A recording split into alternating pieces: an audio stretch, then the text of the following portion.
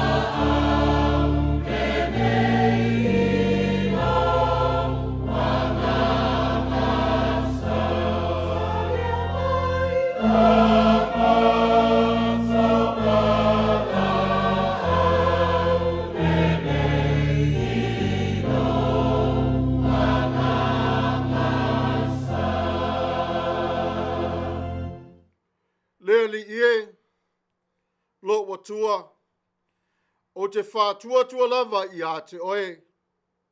Ia e whaaola mai i a te au. I e tuni loa mai i a te au malava. Ma i e lawe ai i nā au. Ne sa i a au e pei o se leona. Ne whaamamomo i nā au. Ai le ai se lawe ai mai. Te talo o lea nganga pa ia. Lo mātou whaafunga tā loe. O le tua lava oe onu uma. Whawhitai le nei tū la uau lia mai le Manuia i la awa fio. Mātou te wala au i le nganga pa ia o la awa fio. Awhio mai. Whapa i atu whapa ia mai. Papatiso atu papatiso mai oe le nganga i ate i mātou. Ina ia mātou whaia o le nei Sauniga. I le moni ma le ato o toa le whamaoni le suafo ke riso Yesu. Mātou te ole ma wala au atua i le nganga pa iai. Ona o ke riso. Amene.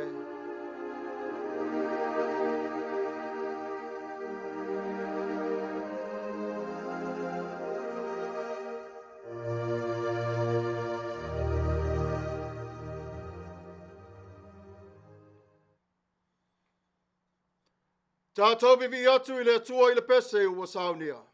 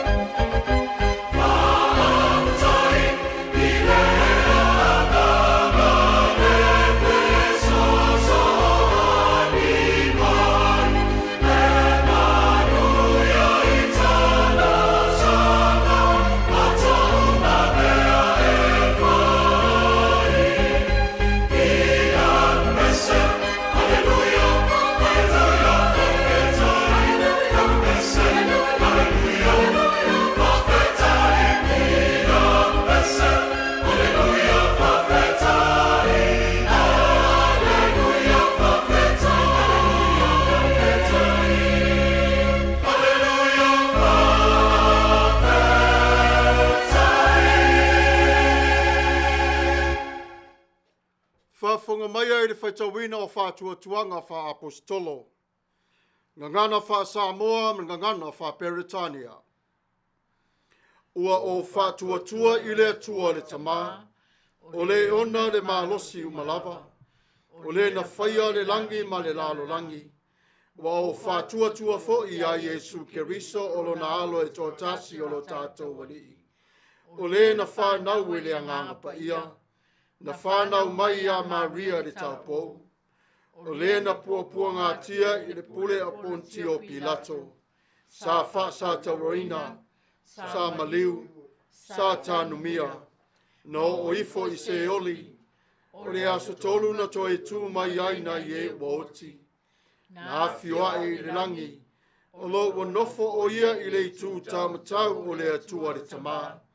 O le e ona le mālosi malava. O le a toea fio mai o ia e Faamasino i e ola a toa mai e uoti. Ua o whātuatua i le anganga Paia. O whātuatua i le kāle sia Paia e au fiainu uma. I le mare mawhtanga le au Paia. Ma le wha maa ngaloina o angasala. Ma le toi o la mai o le tino o le tangata. I le male ola e Fagalilo. Amen. United Church of Christ, statement of faith in the form of a doxology. We believe in you, O God, eternal Spirit, God of our Savior Jesus Christ and our God. And to your deeds we testify. You call the worlds into being, create persons in your own image, and set before each one the ways of life and death. You seek in holy love to save all people from aimlessness and sin. You judge people and nations by your righteous will declare through prophets and apostles. In Jesus Christ, the man of Nazareth, our crucified and risen Savior, you have come to us and shared our common lot, conquering sin and death, and reconciling the world to yourself. You bestow upon us your Holy Spirit, creating and renewing the Church of Jesus Christ, binding in common a faithful people of all ages, tongues, and races.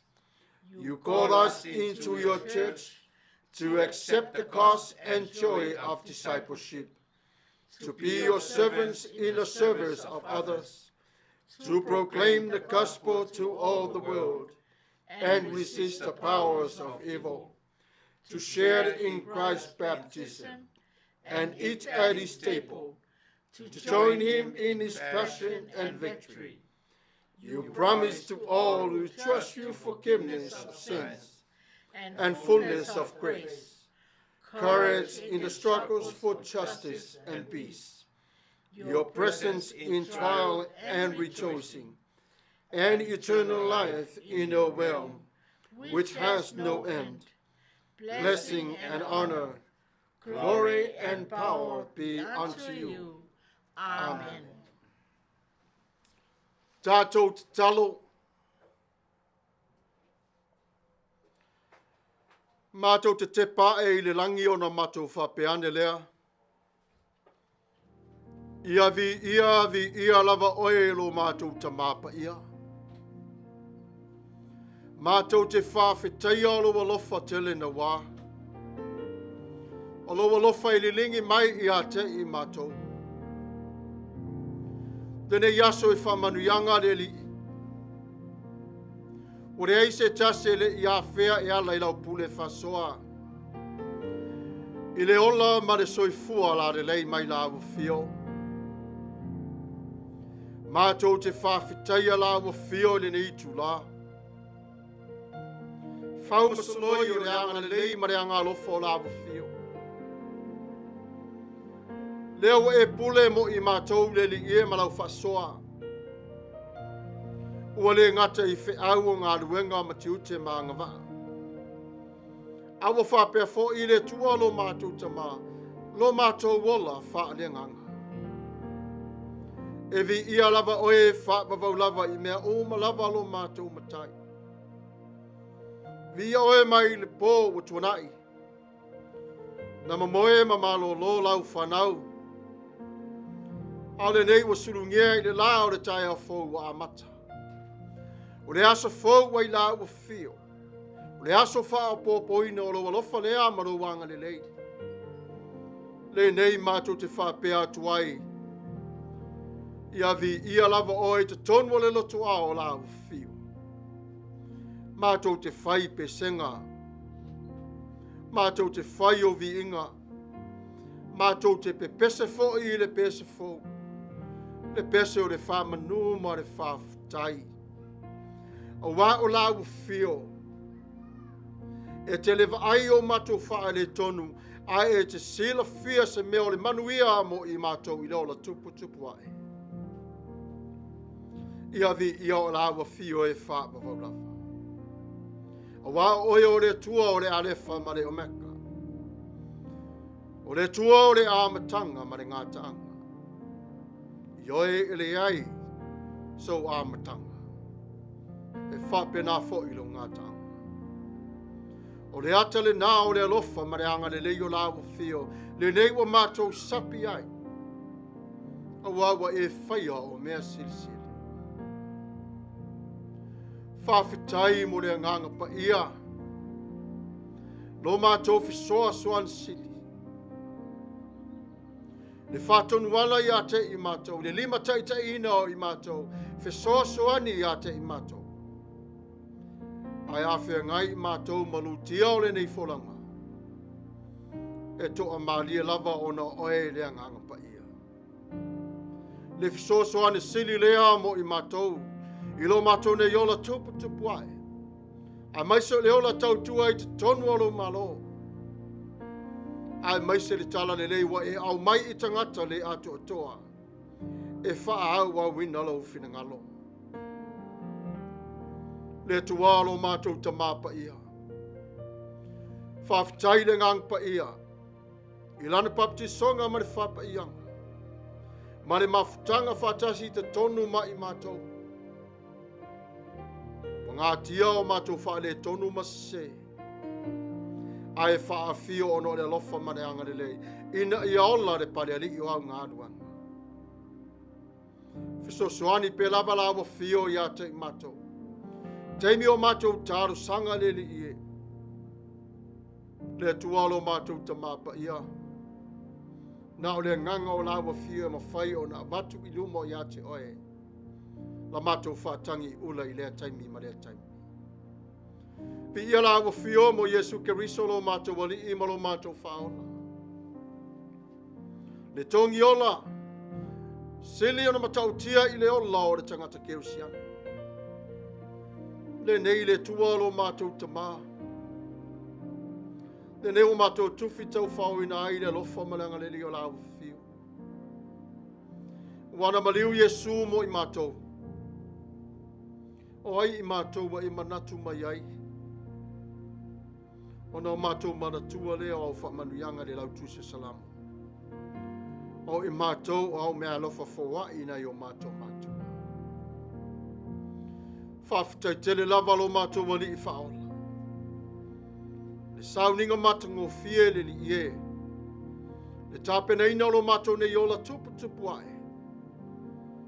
Ia lava oe whawau lava. Whawhitai fo i lau suafa mātou te whao ngaina. Ina i mawhaia i mātou. O nai lo atu le tualo mātou tama. Ia lava oe whawau lava lo mātou tai sinise. Ai ono i mātou o le whanau o le whotunanga mase. Le li ie. O e sila fia i mātou teito tasi ma o mātou wha le tonu. Mo e sila fia mea mātou te vai ai. Mo e sila fia fo mea mātou te wha sausili ai le li e. O nei mea umalava. E anga salai lava i mātou. O nolo mātou manatu ifo. I o mātou langona. Ai leo lea nganga lea i lawa fio. O lo mātou sava bali le li e ma o mātou whape ane whape ifa. I lo mātou nei malosi. E ala i lo mātou loto. Ai ngalo ia te i mātou lawa fio. ia mātou atu, whai o i lātou, masa o umma ia Yesu. O lo mātou whatala lele li ie, whai tau wina o awhionga pa ia, ale ngata foi le, o lo mātou sāba vali le li ie, i au tū la whono pa ia.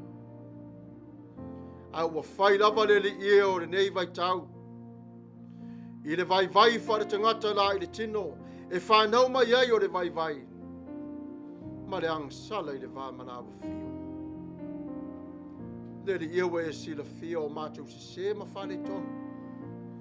I alofa mai la wa fio, wha mangalo i ate i mātou, i le vā uso o matuangane, o uso le uso, mātua i le whanau, whanau mātua. Ai mai se awa ona tofi lo mātou ta māpa ia. Whamangalo fo i mai ate i mātou le ngā ruenga o lo mātou iei nei. Pe a sasi o sa mātou sa vani, sipo sa mātou ni la manga. Leli ia i alofa, whamangalo mai i ate i mātou. Whamanuia si o whafonga o le tai o fo. E peone e sila fia lo mātou ta māpa ia. Le ola tia e le ia i le whatua tua i la awu fio. Le ringi mai i la awu fio i le tamama le tinao ngā ruenga. Tofi siri mai la awu fio, wha wina whapa ia ina i a te la ua. Au mai le file mu. I a futiti au ia i la ua le tau wa swina o le povai o le ola. Whamanuia la awu fio i le awa o marifaritua. Whautua ina o le ngā ruenga lo mātou tamapa ia. Au mai le tāleni ma le anga waa, poto ma le ata mai, e whaafo ai le ngā ruenga lau au ona. Whapa ia whamanuia o tofi lau tele o lau e kālesia. Ma le kālesia lau sala lau i le tu ma le tu o le lalolanga. Alofa lau fio, pui marutia i a te ilato. Se leo le puapunga i le nei tu lai lau whafonganga ne tua, o oe o le tua alofa. A patu, a pane, la vea i a te ilato, mai puapua ngā mawhainta. Alofa ngia se o Matau-AUTU no o Samoa. I lana whai ngā malo le li ie, mai rea fionga ta mai tai palimia. A toa e fo i mare vsenga o palimia, vsenga a toa tofi umati tonu o le pule o lau fono whai tu la fono. Ia iai la u fia na ma ave SS. Whamanuia fo i le o whai mao o lo mātou malo. Le wa ave iai le nofo atupu. Ina ia nofo e whaapare pale sa moa ma lana whengai ngai la u fia. Wasenga ma ofisa wha mawai tonu leli ie alofa ngia o i lato. A tau mawai i lato i whiaua ti ute mga aluenga. Whaavai i lato i le alofa maranga le lei o la u fia. Te tuila ma manua, e la ua pule i whainga ma lo le li ie, mai lua te tusa e la ua fio whaatasi a te latau. Mai lava re kovana ma resu kovana. Whare tua le li ie, peona e sila fira la tau nof. Tonu ar fono whai tu la fono, pule la ua fio, i le whaavai mai a te oe. Lango ina i la tau lo la tau wha amoi moi, ai tu maule vi inga i la ua. Ngā luenga lau e kāre sia le si ufonga o le tai au fau. La tā pena tu ai mo le nei vai asu. Ta tono le nei potu wha sala lau, ma whafo atu le li e. Mafuta mai lau fio. Le tualo mātou tama. O leo le mātou nei te talo le li e atu ai fo i mare nei. Alo fongia nisi o lau whanau. I mauta ngase. E te tonu o malo. O whea lava so se pūlenga lo iai. Ia mausa li le whaavai i lau fio. Ma vai popo ngā mwhainta. Ai tu lui e lau fio le Manuia i a te lato. Ono Yesu Keriso. Lo mātou wani i ma lo mātou whaola. Mātou te ole ma wala awa tuai. Amen.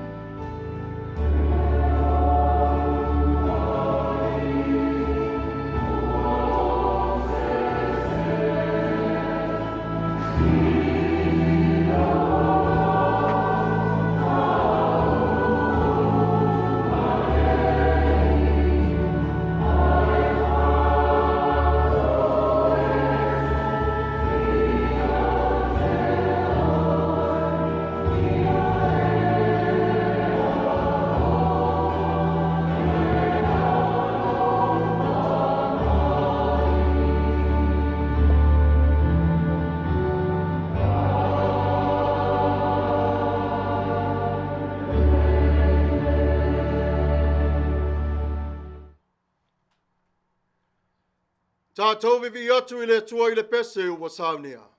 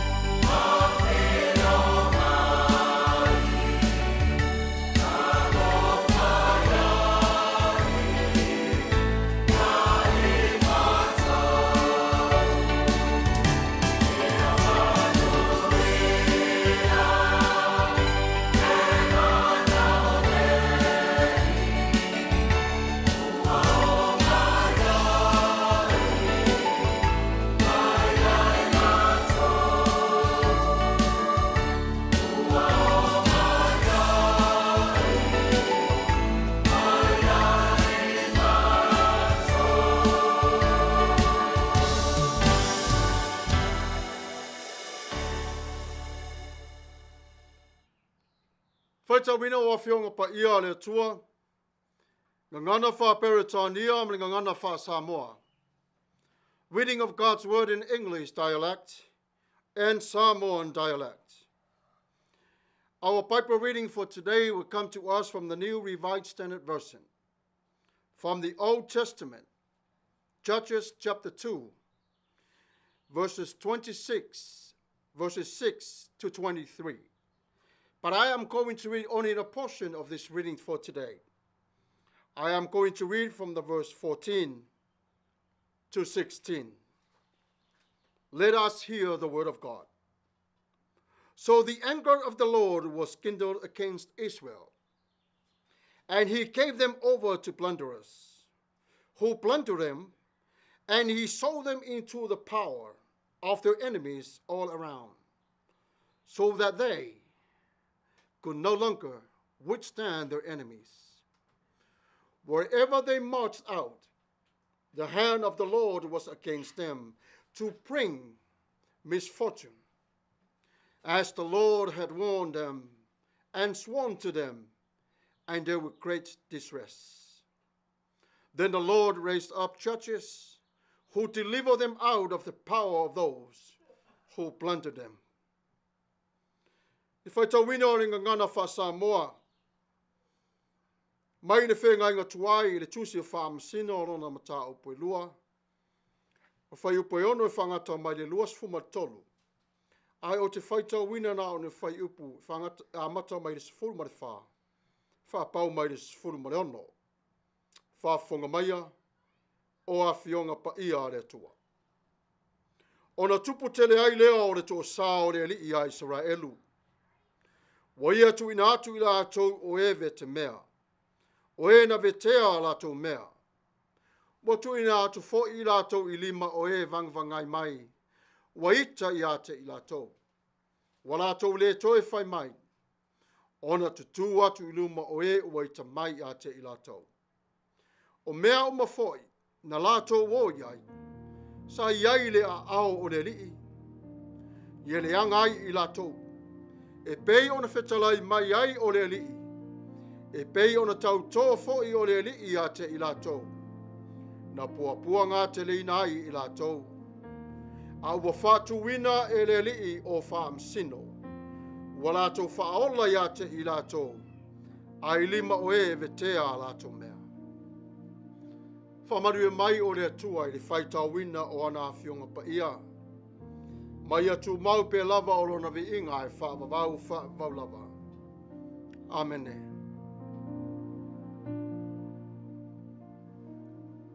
O le so nei sa amatai o le lotu i le whare sa fau o le kale sia siwa whonga o le taia fau. O le tūla iwa i le taia o na leila o le a o ngā sa. A le tūla se fulu o le tāpua inga lea i le tua. E whailoa tua i le Paia ma le mamalu o le tātu e kale sia.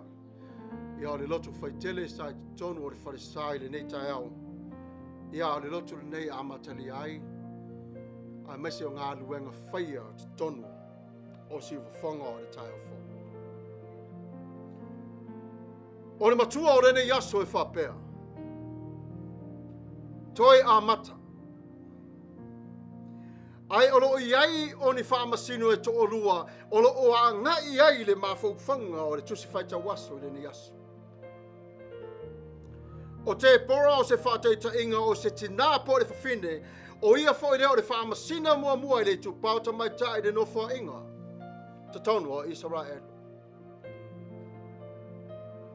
A o lana ngā ruenga sa iai, sa moni maoni o wasa, mana au wina i le tua te pora, ina ia whaatele ina le avanoa, e tai atuai i seala, e au auna tai no no i hate ia.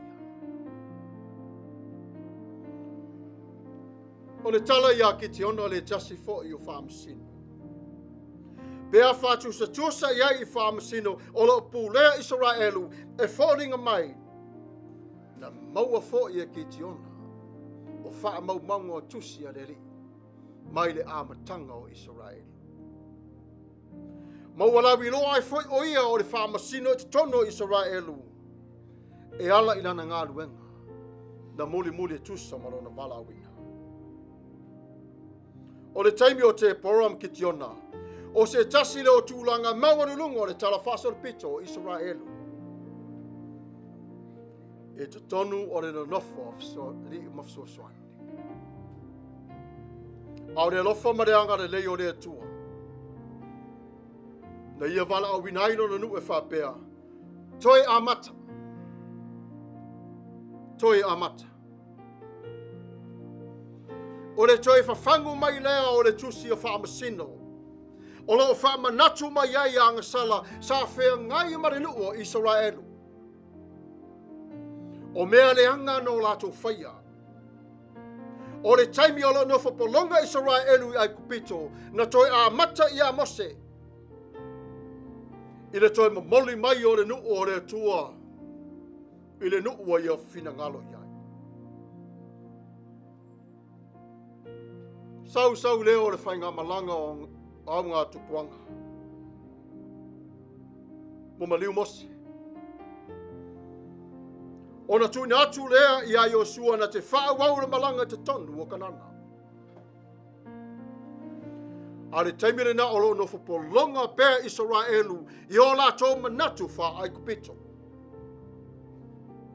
O le wha moe o le atua. Ina ia tau nuu atu lona nuu le nuu o wholafolaina mo i lato. Lato te maua ai o le fia ma le Manuia.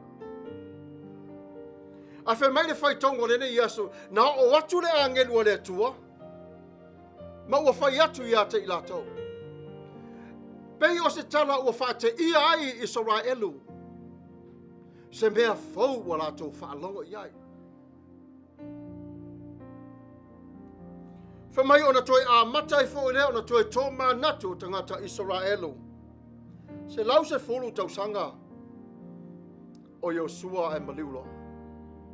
Mali liu atu ai mare au ngā tupulanga sa au mai e Iosua te tonu o le nuu o le whalawhalanga.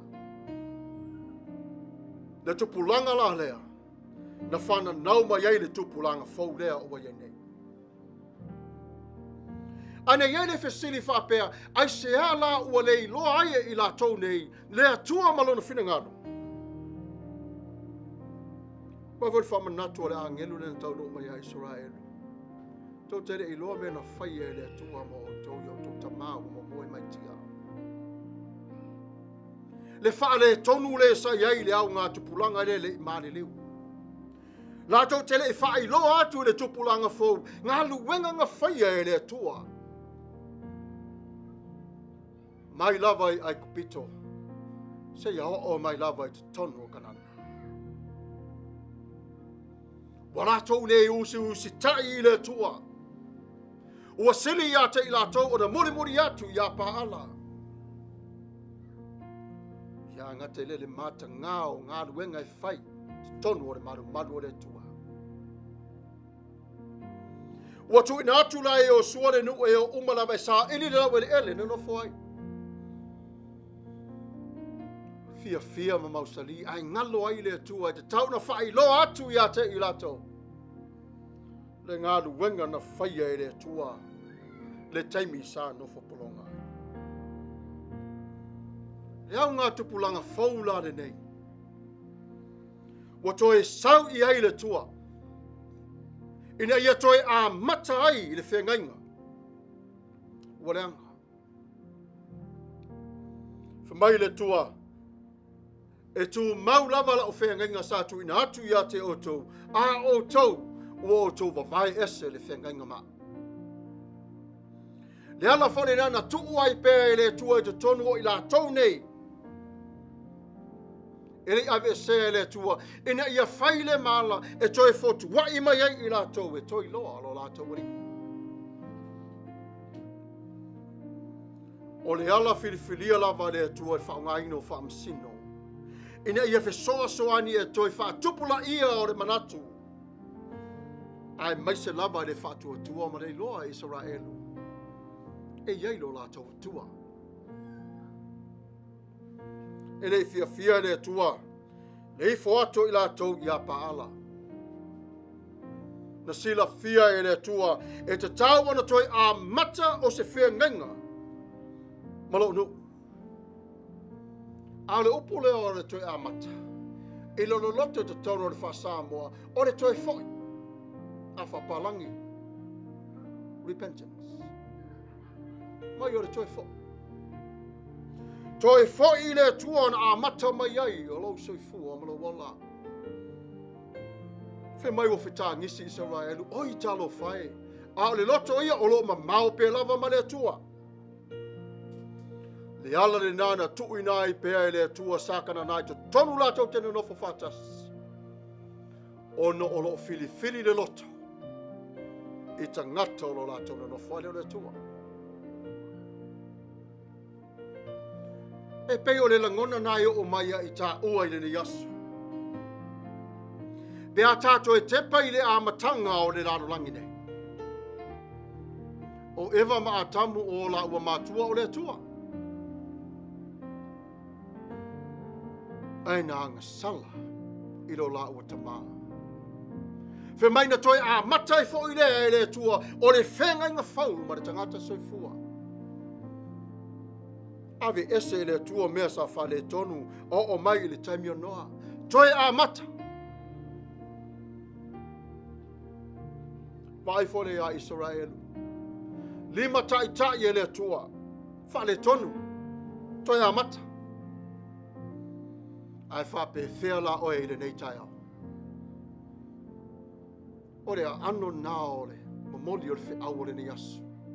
Ia te oe maa o le tangata soifua ma le tangata ola. O ha mea o lo whaale tonu ai i lo ta ola. O ha mea o lo sei tia i ai ta ua. Whe mai le tua, toi a mata, toi fo i le tua. O le tua e tu wava noa. E te pa u nei toi a mata nei lava i le tua. Toi a o ma toi wha tonu i a te oe. Sa mo le atu no pe toi sili o na tau ta oa i tala anga o le rarolangi. Ai se a lava o na se ese to tele. O na whatau wa. A o sa mo e iai o lona tupu. O le Faamasino le nā o sa moa.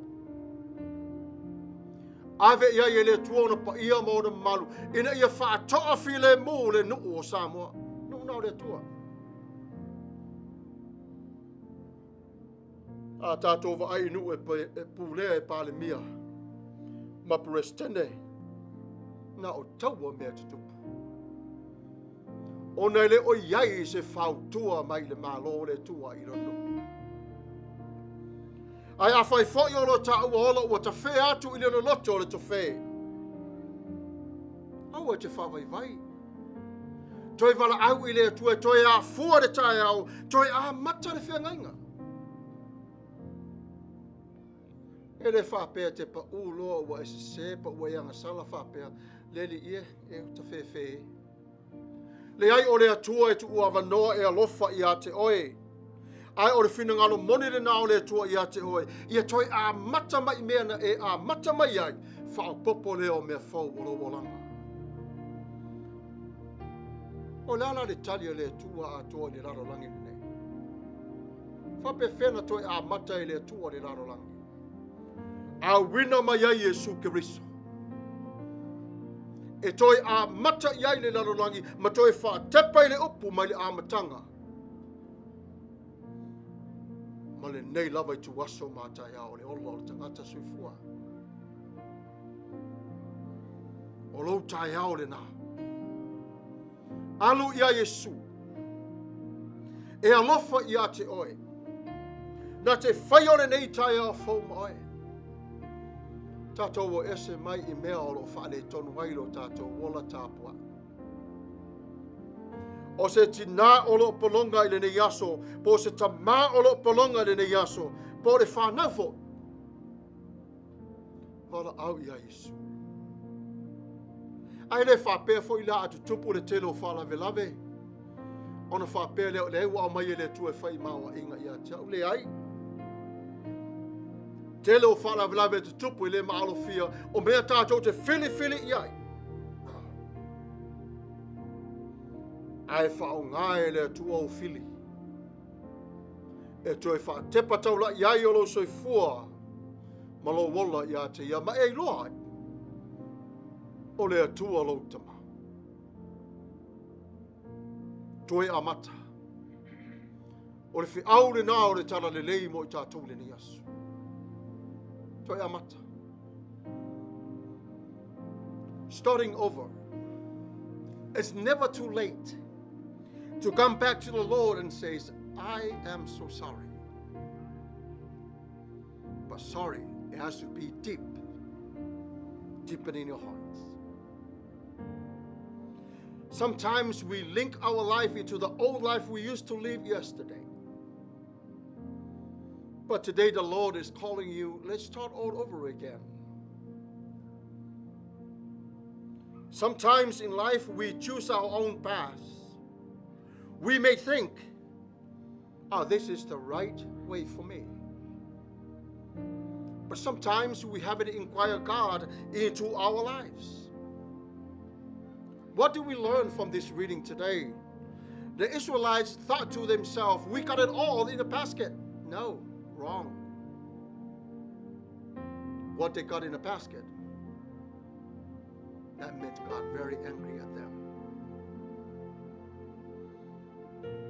It reminds me of the story of Samoa, our old ancestors.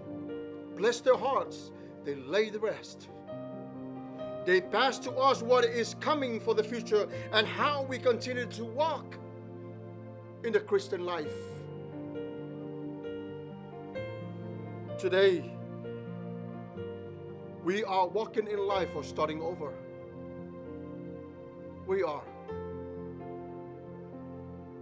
You may be thinking, well, I'm not worthy. No, you are. That's Jesus calling for your life now to come back and start it over again. But the whole reading today is when the Israelite commits sin against God. So did me, you. We can come back to God with a sincere heart, with a repentant heart. Sorry for all the things that I hurt you. May God continue to walk with you, and you may too continue to walk with God. Do not neglect. Do not let the enemy tell you so, because God is walking with you on your new starting over. May God bless you all. In Jesus' mighty name.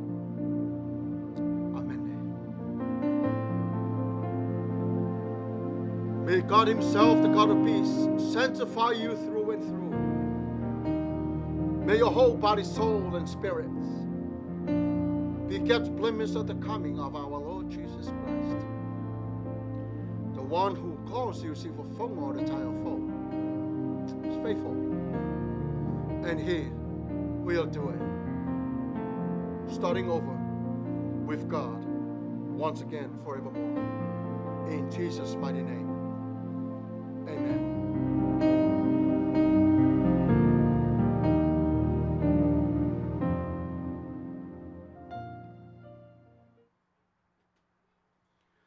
Tātou vivi atu I le tua I le pese U Saunia.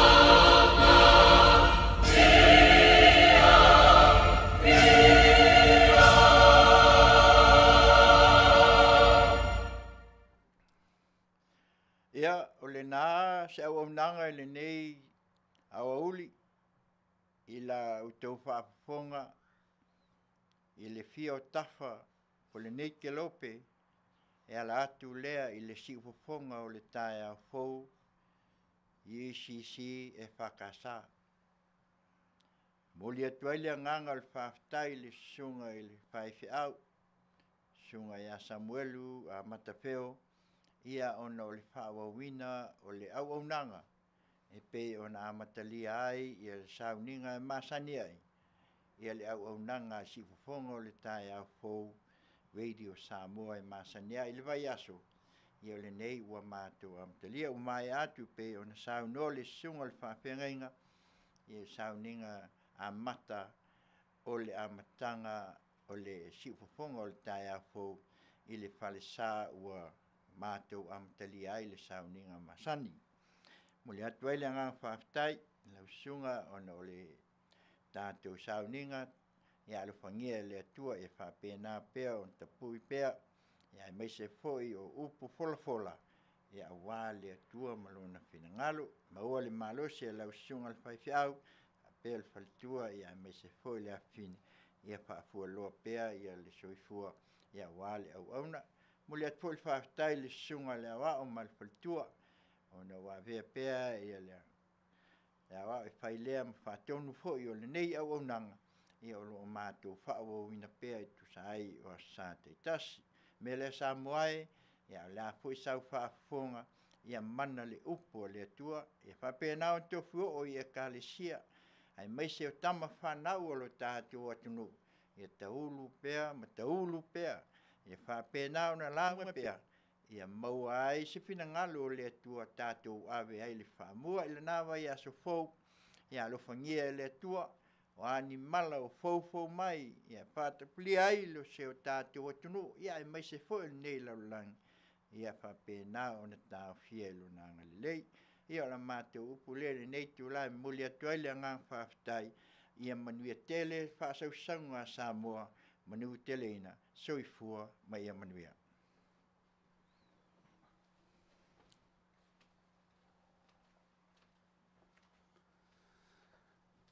Tātou whai ule talo. E vi ia lava oero mātou ta mapa ia. Nā mata mai lava o le mātou nei Sauniga i le suafa o Iesu Keriso. A le a whaawawina le tua lo mātou ta mā i le suafa o Iesu Keriso lo mātou ali ima lo mātou whaola. O le talo i lawa fio. O lo whangia lau e kāre si e tafa o le nei lalo langi. Amerika nei, maona talatu le li ia i le suafo Keriso. Ia maua i lātou le manuia mai a te oelo mātou wali ie. Ono Iesu Keriso lo mātou wali ima lo mātou whaola. Amen.